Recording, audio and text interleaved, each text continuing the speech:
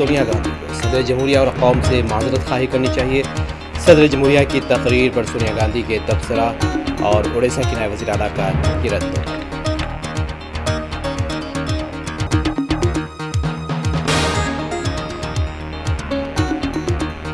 کالہنڈی میں ڈکیتی واردات میں ملوث ڈکیتوں کا گروہ گرفتار، 3.5 کروڑ روپے نقدی اور ہتھیار بھی برآمد۔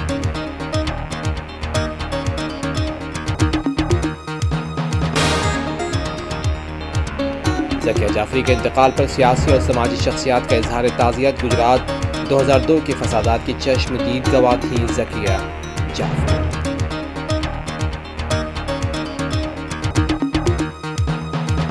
عرب ممالک نے فلسطینیوں کو مصر اور اردن منتقل کرنے کا ٹرمپ کا منصوبہ مسترد کر دیا۔